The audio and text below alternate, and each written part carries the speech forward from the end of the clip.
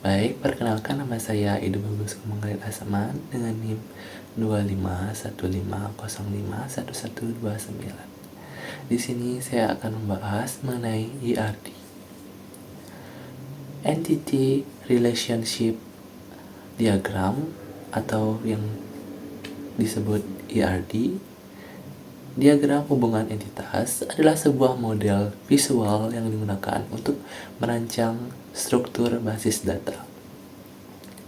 ERD membantu kita memetakan hubungan antara objek data atau yang disebut entitas dan bagaimana mereka berinteraksi satu sama lain. Sederhananya, jika kita ingin membangun sebuah aplikasi atau sistem, ERD adalah cetak biru atau arsitektur dari gudang data. Kemudian ada komponen dari ERD. Untuk memahami ERD secara lengkap, kita perlu mengenali 3 elemen dasarnya, yaitu entitas atau yang disebut entity, objek atau konsep di dunia nyata yang datanya ingin disimpan, biasanya direpresentasikan dengan simbol persegi panjang. Contohnya adalah mahasiswa, produk, pesanan, atau mata kuliah. Kemudian yang kedua ada atribut, karakteristik atau properti yang menjelaskan sebuah entitas. Direpresentasikan dengan simbol elips atau oval. Contohnya,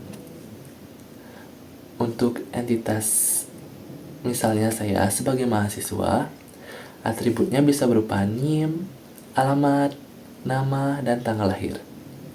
Kemudian ada primary key atau disebut PK, atribut unik yang menjadi pembeda utama atau biasanya digaris bawahi. Kemudian ada relasi atau yang disebut relationship, hubungan yang terjadi antara dua entitas atau lebih, direpresentasikan dengan simbol belah ketupat atau diamond. Contohnya adalah saya sebagai mahasiswa mengambil mata kuliah. Kemudian ada kardinalitas atau cardinality. Kardinalitas menentukan berapa banyak jumlah baris data atau di satu entitas yang dapat berhubungan dengan entitas lainnya.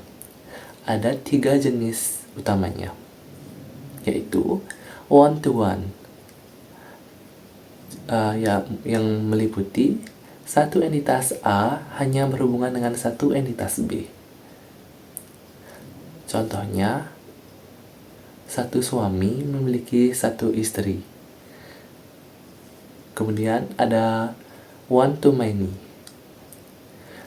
Satu entitas A bisa berhubungan dengan banyak entitas B, tapi entitas B hanya punya satu pasangan di A. Contohnya adalah satu jurusan memiliki banyak mahasiswa. Kemudian ada yang ketiga, many to many, yang merupakan banyak entitas A yang berhubungan dengan banyak entitas B. Contohnya, banyak mahasiswa bisa mengambil banyak mata kuliah dan sebaliknya. Relasi ini biasanya akan melahirkan tabel baru dalam implementasi basis data. Kemudian ada mengapa sih ERD itu sangat penting dalam pengembangan sistem, terutama bagi yang mendalami information system atau database design. ERD memiliki fungsi krusial meliputi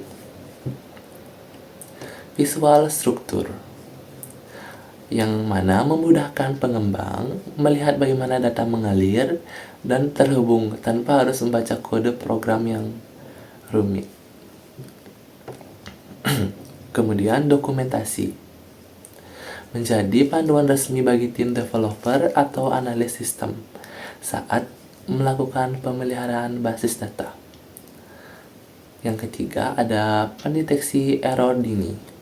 Dengan ERD, Anda bisa melihat apakah ada redundansi data atau data ganda atau relasi yang tidak logis dari basis data yang benar-benar dibuat. Kemudian yang terakhir, komunikasi dengan stakeholder. Membantu menjelaskan cara kerja sistem pada klien atau orang non-teknis melalui diagram visual yang mudah dipahami.